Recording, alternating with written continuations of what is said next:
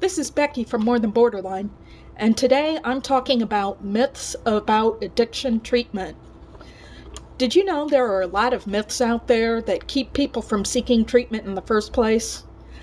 I've always found this interesting because approximately 70% of all mental health consumers have a drug or alcohol problem of some kind, and this is especially true in borderline personality disorder, where addiction may be one of the criteria for having the disease. So today, I'm going to talk about the myths that may keep us from seeking treatment. Myth number 1, treatment is one size fits all. Myth number 2, if you have tried one rehab program, you have tried them all. And myth number 3, individuals that use alcohol or drugs after treatment are hopeless. First up is myth number 1, treatment size is one size fits all. Did you know the most successful drug and alcohol treatment programs tailor their program to the needs of each individual client? Some are going to need more therapy than others. Some will need different medication than others. It's all up to what the individual's needs are. It's not one size fits all. It's like clothing. Certain things will fit certain people, but not other people. It all comes down to what the individual's needs are. Did you know that even when it's the same substance, different people will respond to the same treatment in different ways? That's why treatment can't be one size fits all. It all comes down, as I've said before, to the needs of the individual.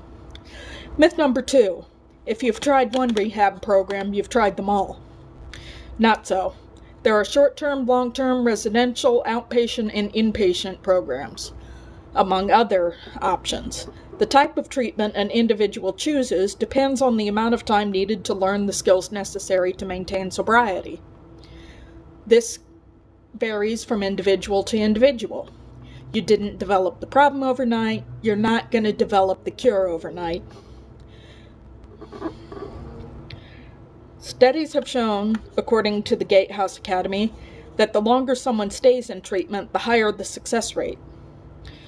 A month or two is usually not enough. 6 months to a year of residential treatment is the minimum amount of time most people need, followed by transitional living and an umbrella of support once the individual returns to mainstream society.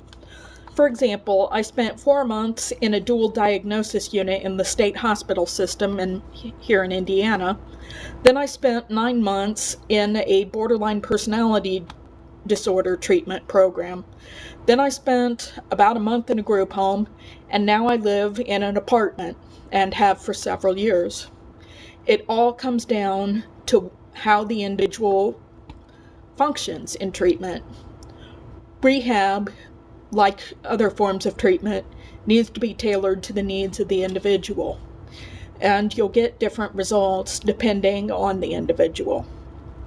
Myth number 3, individuals that use alcohol and other drugs after treatment are hopeless. Addiction is a disease. It's a chronic disease, and relapses may occur. In fact, when I was at Richmond State Hospital, dual diagnosis unit, they often said a relapse is part of recovery. It doesn't mean you're going to hit rock bottom. It doesn't mean you'll never again be sober. It just means you've made a mistake. Now, what can you learn from that mistake? Many of the myths about addiction and recovery make it difficult for us to get into treatment.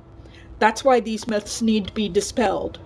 In order for us to get into treatment, we have to believe it will work. That's all I have to say for now.